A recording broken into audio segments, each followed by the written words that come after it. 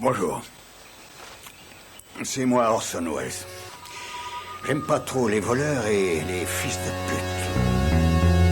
pute. Moi j'entends pas la musique. A few moments later. Non, mais Le son d'or de groupe. ma carrière d'acteur tout court. C'est une bonne intro Good à contact notre on my board. 2 hours later. J'aime pas trop les voleurs et les fils de pute. Salut. C'est le ciné. Ah, je m'entends pas. Si je m'entends pas, je peux pas le faire. Bon, on peut bosser ou juste pour- oui ou merde. Pourquoi Qu'est-ce ça qui se grise passe, comme ça Quentin? 6.5 hours later. David Honora, salut David. Salut, je ne t'entends pas. Mais oui, on t'entend pas en fait. On ne t'entend J'entends pas. rien en fait. Je fais tout à On a que la l'aveugle. musique à balle. On est à balle. Ah, mais nous rien, on est à balle le Mais truc. tu peux pas nous mettre le même retour que toi? 1 eternity later. Binge. Bonjour. C'est moi Orson Welles. J'aime pas trop les voleurs et les fils de pute.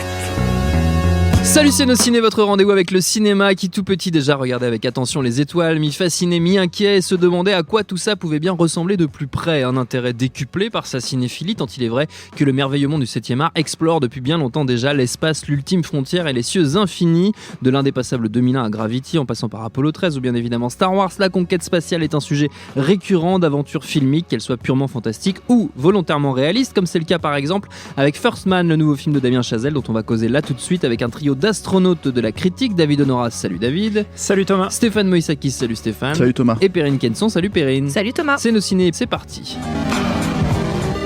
Monde de merde. Pourquoi il a dit ça? C'est ce que je veux savoir. First Man, donc, sous-titré en français Le premier homme sur la Lune, histoire qu'on comprenne bien de quoi il s'agit, puisqu'il y est question de Neil Armstrong, entré dans l'histoire un certain 21 juillet 1969 en devenant le premier homme à poser le pied sur cette bonne vieille Lune, un fameux grand pas pour l'humanité à jamais associé à ce bonhomme plus complexe qu'il n'y paraît, en tout cas ce que veut nous raconter Damien Chazelle en traçant le portrait intime derrière la légende.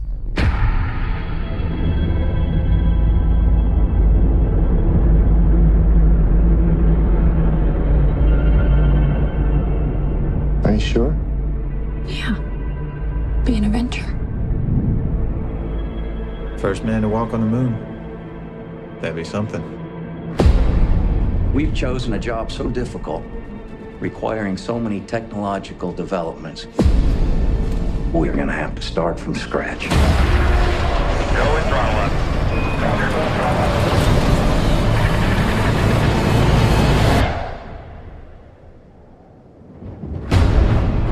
Only after we master these tasks do we consider trying to land on the moon. Et au casting, dans le rôle principal, on retrouve Ryan Gosling, mais aussi Claire Foy, ou encore Jason Clarke et Kate Chandler. Et pour ce qui est de Damien Chazelle, au cas où vous l'auriez oublié, on lui doit notamment Whiplash et La La Land, auquel nous avions d'ailleurs consacré une émission. Votre avis sur ce First Man, les amis? Tiens David, tu vas commencer. Bah oui, alors comme tu le disais en introduction, on s'attaque quand même à un gros morceau. En tout cas, Damien Chazelle s'est attaqué à un gros morceau parce que c'est vraiment, à mon sens, un sujet en or. D'abord parce que, je dirais même pour l'humanité, finalement, la conquête spatiale, si on croit pas en Dieu et qu'on crève pas trop la dalle, c'est peut-être un des rares trucs qui peut donner du sens à l'existence. En fait, d'aller voir ce qui se passe là-haut et du coup la conquête spatiale dans les années 60 par la NASA, qui aussi était motivée par des enjeux politiques pendant la guerre froide de répondre à la conquête russe. Voilà, d'être plus rapide que l'Union soviétique. C'est quelque chose d'assez fondamental dans l'imaginaire collectif et en particulier dans le cinéma, parce que comme tu l'as dit, la Lune en particulier, d'ailleurs dès Méliès et le voyage dans la Lune, jusqu'à ce qu'on y arrive vraiment, et l'année d'avant c'était 2001 l'Odyssée de l'espace, voilà, ça a été quelque chose dès les débuts très présent dans le cinéma et qui ensuite est devenu complètement fondamental dans l'imaginaire avec des films comme Star Wars, etc.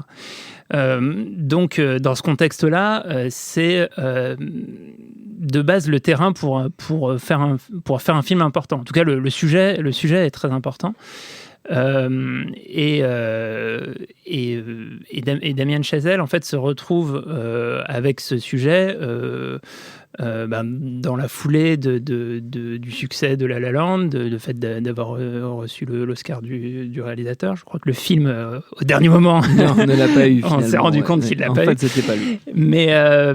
Mais donc voilà, je trouve que sur le papier, l'approche intime est vraiment intéressante, mais à mon sens, ça ne fonctionne pas parce que justement les personnages qui entourent Neil Armstrong, sa femme et ses enfants, qui sont vraiment des personnages en soi intéressants, sont à mon avis sous-écrits et mal exploités. Il y a un arc narratif très important sur l'ensemble du film, c'est la mort de la fille du couple Armstrong qui survient au début du film, et à la suite de laquelle il décide en fait de se lancer en premier lieu dans le programme Gemini qui va ensuite donner lieu au programme Apollo. Derrière, ouais. Et qui est en gros il a besoin, et ça rejoint ce que je disais, il a besoin de trouver un sens à son existence, et il se dit voilà, on va se donner un objectif et ça va être ça, et c'est ce qui va asseoir son en tout cas donner du lien dans sa vie, alors que lui il est complètement paumé. Je trouve que le personnage de Ryan Gosling est en ce sens assez intéressant. On découvre pas mal de choses sur lui et on arrive à le comprendre, même si c'est parfois pas forcément raccord, notamment la fameuse première réplique qu'il fait en marchant sur la Lune, c'est un petit pas pour l'homme, mais un bond de géant pour l'humanité. Elle paraît pas du tout raccord avec le personnage. C'est-à-dire, au moment où il l'a dit dans le film, on comprend pas pourquoi le personnage qu'on nous a montré pendant 1h30 dit cette phrase, comment il l'a préparé ou quoi que ce soit. Et ce que je trouve dommage, c'est que il a aussi deux autres fils qui sont, ils sont pas écrits, quoi. Enfin, les enfants n'ont aucun intérêt. On les voit un peu graviter, faire des trucs, et ils sont pas écrits. On avait un gros problème. Et sa femme est un personnage hyper intéressant, je trouve. Claire Foy, moi, que je découvrais, qui n'a pas fait énormément de films, elle vient de recevoir l'Emmy pour The Queen, que je n'ai pas vu. The Crown, pardon, pas The Queen. The Crown. Parce qu'elle joue la Queen. C'est ça. Ouais. Et The Queen, c'est Hélène Mirren. Mais on est pour moi, c'est une découverte. Enfin, sur quelques scènes, je la trouve vraiment exceptionnelle. Enfin, c'est vraiment une très bonne actrice. Mais j'aurais aimé que son personnage soit plus creusé. Et qu'on ait un petit peu plus de biscuits autour d'elle et autour des enfants. Et voilà. Après, il y a un autre aspect du film qui est très réussi et qui fait un peu la suite de ses précédentes réalisations, c'est la musique, qui est encore une fois composée par Justin Hurwitz, je crois que c'est son nom, et qui est extrêmement efficace, notamment dans une des scènes importantes du film qu'il fallait pas louper, c'est la scène de l'alunissage. Oui. Et où la musique joue un rôle vraiment très important. Je trouve la scène réussie beaucoup grâce à ça. Et voilà, donc pour moi, c'est un film qui prend vraiment pas beaucoup de risques. Peut-être parce que justement le sujet était trop gros, trop important, qui est vraiment calibré pour la saison des Oscars, etc. Mais qui aurait pu être beaucoup plus intéressant sur ce sujet. Perrine ? Moi, je trouve le film vraiment... personnellement, j'ai été complètement... j'ai adoré. Voilà, c'est pas un truc critique de dire ça ou quoi que ce soit, mais vraiment, moi, j'étais complètement emballée par le film. Je reviens sur ce que tu as dit par rapport au personnage de Claire Foy. Je suis tout à fait d'accord avec toi. Je trouve que c'est un peu le problème. Pour moi, le seul problème du film, il est là, c'est sur le personnage de Claire Foy. Elle est super. Et chaque scène qu'elle joue, elle vole pas la vedette, mais au moins elle est là, elle est clairement là. Et elle a quelques scènes sur la fin du film notamment où d'un seul coup son personnage reprend une forme d'importance qui est un petit peu effacée tout le long. Mais en même temps, c'est aussi un peu le propos du film. C'est pas le propos du film, mais c'est-à-dire qu'on est dans les années 60. La place de la femme, elle est pas forcément ultra développée, et notamment dans ce programme spatial où clairement tout est focalisé sur les hommes. Les femmes sont absentes du film, elles sont les femmes à la maison. On voit même pas les femmes qui travaillent à la NASA ou ce genre de choses. Il y en a quasiment pas, et c'est réel aussi, c'est-à-dire qu'elles n'avaient pas une place aussi prépondérante dans la société. Donc d'une certaine façon, il y a une certaine logique là-dedans, même si c'est un peu dommage sur le personnage de Claire Foy en l'occurrence, puisque c'est aussi une histoire de couple, c'est une histoire très personnelle. Le film après s'inscrit vraiment dans la suite logique logique du travail de Damien Chazelle, en fait. C'est-à-dire, pas autant du côté de la mise en scène, qui pour le coup est assez différente de La La Land, par exemple, mais sur ses personnages. Parce que si on prend le personnage central de Whiplash, le personnage que jouait déjà Ryan Gosling et même un petit peu Emma Stone dans La La Land, et ce personnage de Neil Armstrong, c'est des gens qui sont ultra passionnés, ultra focalisés, à la border autiste, en fait. Il y a quelque chose où d'un seul coup c'est des personnages qui vont pas s'ouvrir au monde, qui vont être plutôt contre le monde, dans un monde intérieur, et qui vont se priver du contact des autres, l'un avec sa batterie et dans cette espèce de concours qu'il a avec son prof, comment il s'appelle, je sais plus le nom du personnage dans La La Land, mais Ryan Gosling dedans, qui est obsédé par sa vision du jazz au point d'être incapable de la communiquer.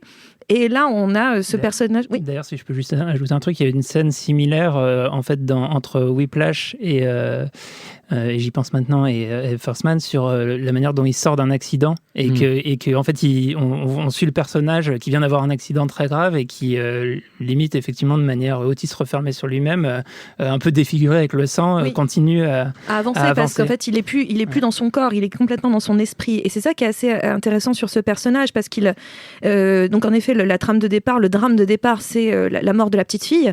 C'est pas un spoiler, hein, ça arrive très rapidement dans le film. Et au fur et à mesure, évidemment, la conquête spatiale, la fameuse guerre des étoiles de l'époque, ne s'est pas faite sans quelques pertes. On ne fait pas d'omelette sans casser des œufs. Et des gens y ont laissé leur peau, hein, Apollo 9 notamment, on s'en souviendra. Mais c'est ça qui est intéressant, c'est qu'au fur et à mesure des pertes, au fur et à mesure du danger, le personnage va de plus en plus se refermer pour ne pas être en contact avec cette réalité des sentiments, et pareil, il va se fermer à sa famille, à ses fils. C'est pour ça que je trouve que l'effet que les fils soient pas écrits, ça me dérange pas, dans le sens où ce personnage n'est jamais en contact avec eux, il est jamais en lien avec ses gamins, parce que de toute façon, à un moment où il a perdu sa fille, il a d'une certaine façon perdu ce contact familial, et il a peur de ses émotions. C'est quelqu'un qui refuse l'émotion, donc en fait il va plus ça va, plus il va se concentrer sur son travail, moins il va se lier aux autres. Là, au début il crée une sorte de famille avec les autres astronautes, mais ça aussi au fur et à mesure il va le dégager, parce que c'est un personnage qui a besoin pour réussir, pour donner du sens, pour retrouver un sens et progresser, de ne pas être emmerdé d'une certaine façon de ses émotions, puisqu'il ne peut pas les contrôler, il ne peut pas les gérer, il ressent trop. Donc j'aime beaucoup l'idée de ce personnage, la façon dont il le travaille, et on sait que Ryan Gosling, on dit toujours il n'a pas d'expression, etc. Dans ce cas-là, ça marche plutôt bien, parce que c'est un personnage qui n'est pas expressif, c'est un personnage qui refuse de communiquer. Donc je trouve que c'est une très belle vision, en tout cas, de Neil Armstrong. Je ne sais pas si elle est tout à fait réaliste, même si je sais que Damien Chazelle s'est beaucoup documenté pour faire le film. D'ailleurs, le film est basé sur une biographie qui avait été coécrite par Neil Armstrong, ce qui était plus ou moins une semi-autobiographie. Mais donc le film, il a ce côté parfois presque pas documentaire, parce que les images sont pas du tout là-dessus, mais justement, et puis c'est un film qui est dans la sensation, dans le sensitif, parce que justement, autant le personnage lui refuse de ressentir, autant nous on va ressentir des choses, notamment la première lancée dans l'espace, qui n'est pas Apollo 11, une première lancée dans l'espace où il teste avec le raccrochage des wagons là. Oui, j'ai pas les termes techniques, pardon, j'ai pas fait la NASA. Cette séquence-là, elle est absolument géniale. On ne sort quasiment pas de la capsule, on vit la capsule. Moi, j'étais dans une salle tout tremblée, mais j'avais l'impression d'y être, j'étouffais. Moi, l'espace me terrorise. Donc en fait, je trouvais que il est complètement dans le sensitif. Il est pas dans le spectaculaire non plus, parce qu'il cherche pas. C'est pas, je sais pas, n'importe quel film sur l'espace, mais il cherche pas à faire du spectaculaire absolument. Il est dans la sensation, et il y a quelques il y a quelque chose aussi. Ce que j'aime bien, c'est le background où il y a cette guerre des étoiles, il y a cette propagande. Clairement, il y a la propagande américaine contre la Russie, mais ce n'est pas le sujet de son film. Mais par contre, il peut pas l'enlever, parce que c'est obligatoire. Ce programme a été fait dans ce sens de propagande. Et ce qui est intéressant, qu'il met bien en exergue que ce personnage de Neil Armstrong n'est pas là-dedans, ne joue même pas le jeu de ce truc-là. Il le joue quand il doit le jouer, c'est-à-dire en conférence de presse, où moi je pense que justement cette phrase, elle paraît tellement pas naturelle que pour moi c'est une phrase balancée pour aller bien avec ses patrons, quoi. Alors qu'en fait, lui, il en a rien à taper. Il est pas du tout là-dedans. Il est dans une quête personnelle. Il est dans une quête d'émancipation personnelle, une quête surtout de retrouver sens. Et c'est pour ça que le film m'a totalement touchée, j'ai complètement été investie dans ce personnage et dans cette vision de l'espace comme une vision presque, pas religieuse, mais pas loin. C'est-à-dire que d'un seul coup, là où certains trouveront un sens dans la foi, lui, il trouve un sens dans l'espace. Donc, je trouve que c'est un très, très bon film. Après, un post-La La Land très bien, parce que justement, c'est plus lofi, c'est moins spectaculaire. C'est moins et justement il prend un contre-pied même dans sa mise en scène dans le côté, c'est pas aussi coloré, c'est pas aussi voilà, mais je pense que pour faire suite à La La Land, c'était un très bon point que de partir sur quelque chose de très différent avec toujours ce personnage autocentré qui refuse de ressentir. Stéphane. Tout a été placé en fait pour avoir une grande idée générale du film en fait, dans ce qu'a dit David, dans ce qu'a dit Perrine et tout. Donc voilà, moi mon en rebondissant sur ce que dit Perrine, tout est vrai par rapport au personnage en soi. Moi, j'ai juste en fait un problème avec le fait de représenter ce personnage effectivement de manière quasi autiste, on va dire, dans les années 2010 en fait, vraiment. C'est-à-dire plus que dans les années 60. Je pense que même si on n'a pas de, forcément d'archives sur la façon dont ça pouvait être traité à l'époque, moi je trouve qu'il a un côté homme-enfant qui me pose un peu problème en fait, à la fois dans le jeu. Mais bon, c'est un problème avec Ryan Gosling de manière générale. C'est-à-dire que pour moi, justement, c'est pas tant le fait qu'il n'ait pas d'expression qui fait que ça rentre là-dedans, c'est que justement, il devrait en avoir un tout petit peu plus, un peu plus de subtilité en tout cas là-dedans pour faire fonctionner ça. Et c'est en ça en fait que le personnage de Claire Foy, pardon. Voilà. Claire Foy, c'est la Claire France. Claire Foy, fonctionne bien en fait justement, et pas tant forcément en termes d'écriture effectivement comme le dit David, mais plutôt en termes d'avoir un vrai fil conducteur en fait sur quelle est la thématique du personnage, du récit, parce que lui il en parle jamais, il le montre jamais. C'est une scène au début, c'est une scène à la fin. Donc le truc c'est que ces moments en fait de danger, effectivement, ces moments où il se replie sur lui-même, en fait elle le vit pour le reste de la famille. Et donc elle le vit pour le spectateur. Et du coup, c'est assez étonnant parce que moi j'étais investi dans ces scènes-là, les scènes de ménage, on va dire, les scènes intimistes, jusque vraiment avoir été cueilli, non pas par la scène finale de l'alunissage, tu vois, et tout ce qui se passe, quoi, mais vraiment en fait la toute dernière scène, le tout dernier plan où je me suis dit ah ouais d'accord, là l'émotion m'a prise en fait, si tu veux, sans m'y attendre. Donc je peux pas enlever ça au film. Littéralement, c'est-à-dire qu'il y a quelque chose qui fonctionne à ce niveau-là, quoi. Le reste, c'est 2h20. Et le truc, c'est que c'est 2h20. Alors, moi, j'aime bien... le truc, j'ai bien aimé Whiplash. Je trouve ça plutôt pas mal.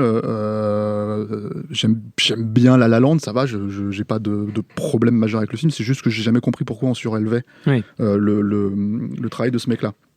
Et je pense qu'avec celui-là, en fait, j'ai exactement le même problème.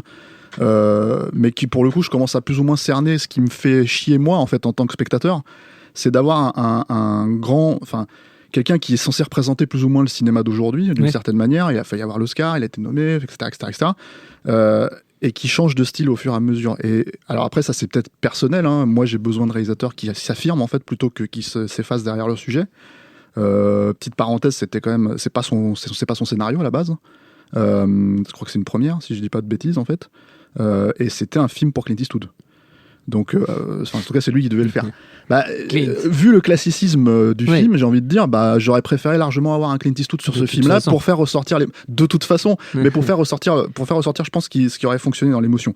Et le truc, c'est que Perrine veut te mais c'est juste que tu parlais du style et au niveau, je trouve que de la mise en scène, il y a quand même des choses similaires dans ce qu'il fait, et surtout, il a des reprises de scènes, des séquences en fait. C'est-à-dire que dans Whiplash, par exemple, là, il y a le personnage de Miles Taylor qui va se travailler sa batterie au point de saigner, au point de plus en pouvoir, mais de continuer quand même. Et à un moment, il y a une séquence comme ça dans First Man où il se retrouve dans un espèce de machin qui le secoue dans tous les sens, une sorte de centrifugeuse. Enfin, c'est une sorte de centrifugeuse. Et il va être pas bien, il va perdre connaissance. Et là où il va se remplacer, non, il continue. En fait, c'est toujours ces personnages qui vont trop loin. Enfin, il les filme de la même façon. Justement, je trouve pas qu'il les filme de la même façon parce que ça, c'est thématique, si tu veux. C'est-à-dire, moi, ce que je retiens en tout cas quand je regarde Whiplash, et c'est là où je vois qu'il y a deux choses différentes, si tu veux. Et déjà, en fait, il y avait ce changement majeur entre Whiplash et La Land. Oui. Mais disons que je me disais, il s'affirme, si tu veux, peut-être. C'est-à-dire que ce qui fonctionne pour moi dans Whiplash, c'est pas tant la mise en scène en soi que le montage. En fait, le montage est extrêmement efficace, et notamment dans ces scènes-là.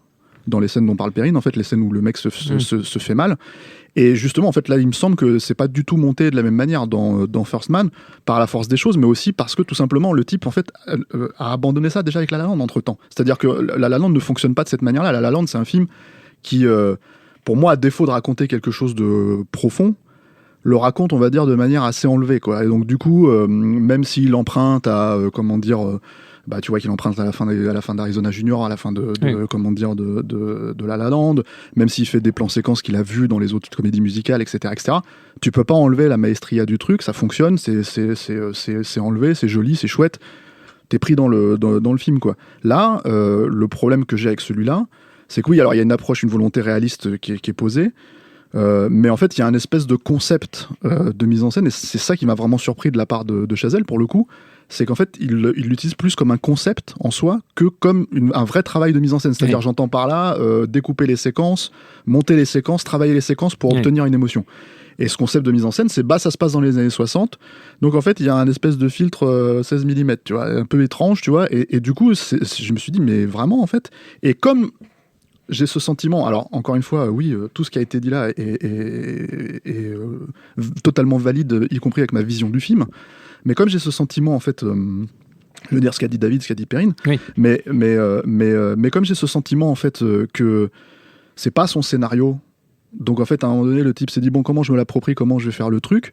À part quelques plans, il y a notamment une scène où il manque de se tuer, en fait, en faisant un essai où il s'écrase avec un parachute, où tu vois qu'il a travaillé un plan séquence, tout ça, etc., pour intégrer Ryan Gosling dans la scène. Alors, tu vois que c'est un cascadeur à la base, ce genre de petits trucs comme ça, où je pense qu'il a les moyens, en fait, il peut aussi se le permettre, parce que c'est un film à gros budget.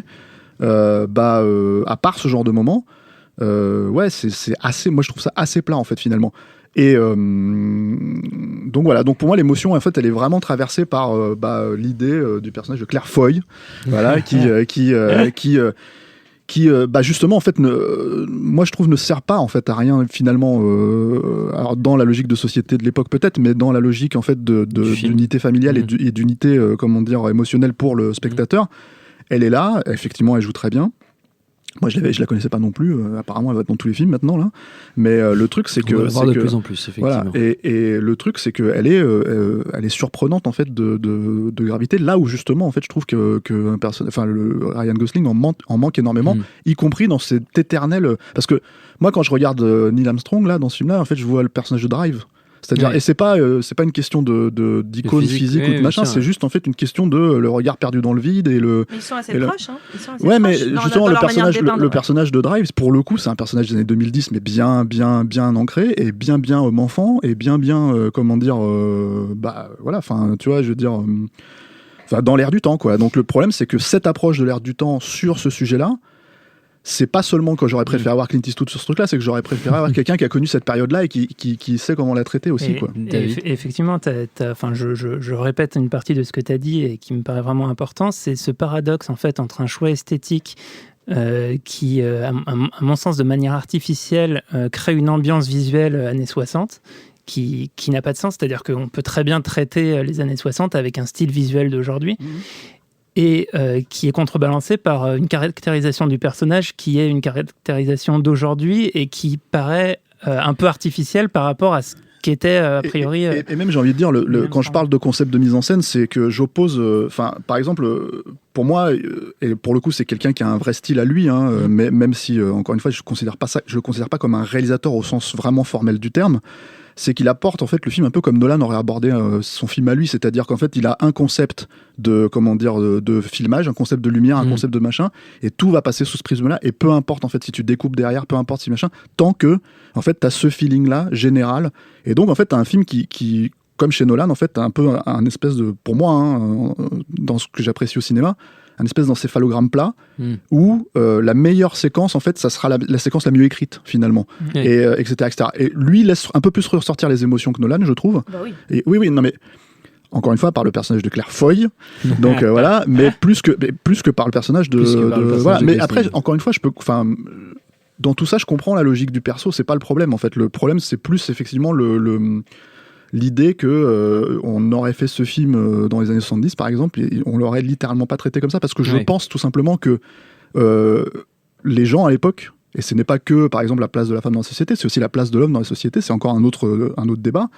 Mais le truc, c'est que la place dans l'homme de société, c'est qu'il ne peut pas jouer ce genre de rôle d'homme-enfant. Aujourd'hui, c'est beaucoup plus accepté, beaucoup plus... voilà, alors qu'à cette époque-là, non. Donc j'ai vraiment du mal à croire que Neil Armstrong était comme ça. Et en ce sens-là, effectivement, la réplique en soi, elle match pas en fait, elle connaît pas, et c'est une réplique. Un petit peu problème, ouais. Elle est problématique cette réplique parce que c'est une des répliques les plus connues de l'histoire de l'humanité. Donc le truc c'est que à partir de là, effectivement, avoir ce sous-jeu, enfin je sais pas comment dire, ce sous-régime en fait dans l'interprétation, et avoir cette grande phrase épique au milieu alors que le reste. Par exemple, il y a un autre problème, moi je trouve, dans le film, c'est la façon même si c'est un tout petit personnage secondaire, la façon de montrer Buzz Aldrin comme un trou du cul, quoi. De beauf et tout. Enfin, je trouve ça hallucinant. C'est drôle, mais en même temps, c'est tellement pas fin. Non, c'est plutôt sympa en plus la manière dont il l'amène dans le film, c'est-à-dire qu'il est là quasiment depuis le début, mais tu sais pas que c'est Buzz Aldrin, et depuis le début il est là, il est dans le coin, il zone le gars, et en fait d'un seul coup tu découvres que c'est Buzz Aldrin. Moi ça m'a beaucoup amusé ce truc-là, parce que tout le long je me suis quand même posé la question pendant tout le long du film, il est où bordel Buzz Aldrin? et donc c'est juste que quand il débarque, moi j'aime beaucoup, mais je suis pas. J'avoue que moi, le filtre dont vous parlez m'a pas du tout choqué dans le film. Je trouve qu'au contraire, il y a ce prisme années 2010 sur les années 60, et notamment sur cette manière de parler des femmes, parce que les femmes, elles sont pas ultra présentes, mais elles sont là à des scènes clés. Très clé. Par exemple, quand il y a un des personnages qui meurt et qu'il y a sa femme en face qui zone face à une voiture parce qu'elle sait plus où elle en est, elle n'arrive plus à se définir, parce que c'était difficile de se définir dans cette époque-là. Film, hein. Mais oui, et c'est ça qui est intéressant. C'est pour ça que sur la fin, quand Claire Foy reprend plus d'importance qu'elle n'en a eu sur le reste du film, c'est là où moi elle m'intéresse le plus en soi, parce que je trouve malheureusement il la traite pas toujours très bien. On dit la même chose. Hein. Oui, mais je trouve que c'est plutôt... Enfin, moi, ce n'est pas un problème, ce prisme 2010 sur les années 60, et je ne trouve pas qu'il est en accord. Il n'est pas en train de dire que c'était bien ce qui se passait dans les années 60. Non, parce que c'est quelque chose que j'ai entendu aussi. Genre, ça donne l'approbation. Je dis, non, pas du tout. Donc non, au contraire, il est en train de faire un constat de ce qu'étaient les années 60, qui n'était pas forcément positif pour tout le monde, et avec, c'est-à-dire de potentiellement dire, Neil Armstrong, il était un petit peu... cet homme perdu. Hein, un peu bizarre ce garçon. Avant de se quitter les amis, comme toujours, et comme l'exige la tradition millénaire dans cette émission, une petite tournée de recommandations à destination de nos auditeurs. On peut rester évidemment dans le domaine de l'exploration spatiale, puisqu'on l'a dit, il y a de la matière, mais comme toujours, vous êtes totalement libre. Stéphane. Armageddon. Tu le savais. Tu coupes l'herbe sous le pied de Perrine, c'est dégueulasse. Non, j'aurais pas fait Armageddon. T'auras pas fait Armageddon. Okay, Armageddon, le plus grand film de conquête spatiale de l'histoire de l'humanité. Quoi. Avec alors zéro classicisme pour le coup, mais littéralement, c'est-à-dire que quand t'es dans l'espace, tu comprends rien. Enfin, moi, il y a littéralement une scène dans ce film qui est la scène de la destruction de la station Mir, quand ils vont faire le russe. Je déconne pas, j'ai le Blu-ray chez moi, j'ai tout, je l'ai maté, je sais pas combien de fois cette scène, je ne comprends rien à ce qui se passe. Je ne comprends littéralement rien à ce qui se passe. Il y a un mec, en fait, qui fait tomber une vis, ils font merde, ça va péter, tout le monde se met à courir, c'est n'importe quoi, et ça pète. Parce qu'il y a une vis qui est tombée. Donc c'est super space comme film, c'est super space comme scène, mais fragile, mais Bruce Willis, il est magnifique dedans, il est beau, il est bleu, il est vert, il est jaune et tout. Enfin, et puis c'est Michael Bay à son zénith. Voilà, ça veut dire, tu vois, donc très très beau film. Chef-d'œuvre. Pas du tout classique. Alors si, et en fait je vais faire une deuxième reco parce que merde, tu vois, parce que Clint Eastwood aurait dû faire First Man et j'aurais préféré, voilà. Space Cowboy. Donc allez voir. Non, parce que je l'ai déjà faite. Donc allez voir la bande-annonce de The Mule, parce que là en fait ça a l'air magnifique. Je sais pas, tu vois, c'est quand même pas compliqué le cinéma, tu vois, tu suffit de filmer Clint Eastwood, tu vois, et que la gueule un peu en sang, il se tourne vers toi, il a le regard comme ça, perdu, tu vois, mais acéré, tu vois, et il y a sa petite voix rédemptrice qui te dit je suis désolé pour tout ce qui s'est passé. Et tu fais non, Clint, tout va bien. Il s'est excusé pour 15h17 et c'est bon, on revient au cinéma, quoi. Donc non, c'est... Voilà, Clint et Michael. Et puis Michael, voilà, les deux mamelles de Stéphane Moïseki. Exactement, le cinéma. David. Moi j'ai une triple recommandation. Perrine va en avoir 4 après, et puis Quentin en fera 5, et puis voilà. Non, la première très rapide, c'est juste un truc dont je voulais parler dans l'émission, j'ai pas eu le temps. C'est en fait une des difficultés auxquelles il a dû faire face, c'est que il fait face à un univers visuel extrêmement balisé par plein de films, et notamment, on trouve du coup dans le film les séquences un peu clichés des mecs qui boivent des bières dans le jardin en regardant la lune, qui en même temps sont nécessaires au film. Et voilà. Et pour moi, le meilleur film pour montrer ça, pour montrer les astronautes qui regardent la lune dans leur jardin en buvant de la bière avant d'y aller, c'est Mission to Mars. Tout le début de Mission to Mars, à ce niveau-là, dans la caractérisation des personnages, dans la manière de montrer l'équipe en train de se constituer, les rapports entre les membres de l'équipe, cette séquence est exceptionnelle. Après, le film a quelques problème sur la fin, oui, mais que moi je trouve complètement défendable. Enfin, pour moi, c'est un très bon film, mais le début est extraordinaire. Donc, faut voir au moins les séquences de début de Mission to Mars. Ensuite, je voulais parler alors aussi d'un podcast. C'est un podcast très connu de NPR qui s'appelle The American Life, et il y a un épisode sur Frank Borman, qui était un astronaute. Alors, on le voit un petit peu dans le film. Il était dans la mission Apollo 8. C'était le commandant d'Apollo 8, et c'est la première mission qui fait le tour de la Lune, en gros, et donc qui a pris les premières photos du lever de terre, etc. Oui. Et ce mec, en fait, on le découvre dans le podcast, c'est super intéressant parce qu'il s'en fout complètement des étoiles, quoi. Le côté romantique d'aller dans l'espace et tout, je trouve ça complètement con. Il a jamais vu 2001 l'Odyssée de l'espace, ça le fait chier et tout ça. Et il raconte que lui, il adore sa femme et sa fille, et il était motivé par l'émission parce qu'il voulait faire la nique aux Russes, mais que le truc qui l'a le plus bouleversé en allant dans l'espace, c'est de voir la Terre et d'avoir envie d'y rentrer. Et je trouve que cet angle et ce personnage est assez intéressant, et ça vaut le coup. Je crois dans l'épisode du podcast, c'est une histoire parmi d'autres, et ça dure pas très longtemps. Je vous invite à écouter ça. Et j'avais une dernière reco, puisque j'avais dit une triple reco. C'est vrai. Et tu l'as dit, tu l'as promis. J'ai promis une triple reco, et c'était quoi ? Et si je m'en souviens pas, je vais laisser Perrine, et si je retrouve ma troisième, je ferai. Putain, c'est trop de suspense. Trop de suspense. Perrine. Je suis pas du tout dans la conquête spatiale, mais c'est un film, c'est un documentaire qui m'a fait l'effet de 2001 de l'Odyssée de l'espace, et donc cette espèce d'introspection que j'ai aussi ressentie en regardant le film, où vraiment ça allait chercher des choses très à l'intérieur. Et c'est un documentaire qui s'appelle Into Eternity de Michael Madsen, rien à voir, pas le même. Et c'est un film sur la traite des déchets nucléaires. Voilà. Et qui t'explique que, en fait, en Norvège, je crois, on est en train de construire à 5 km de profondeur un endroit pour stocker les déchets nucléaires, et on va le refermer. Et la question du documentaire, c'est il ne faut pas ouvrir cet endroit pendant 100 000 ans, parce que ça met 100 000 ans à se dégrader. Et comment on va dire aux gens de ne pas ouvrir la porte pendant 100 000 ans ? Et au début, tu te dis, c'est simple, vous mettez un panneau, les gars. Et le mec, limite, le documentaire t'entend le dire, et il fait... Alors, vous avez pensé à un panneau ? Eh ben non, parce que 100 000 ans, notre humanité, elle a 10 000 ans. Vous avez vu ce qui s'est passé en 10 000 ans ?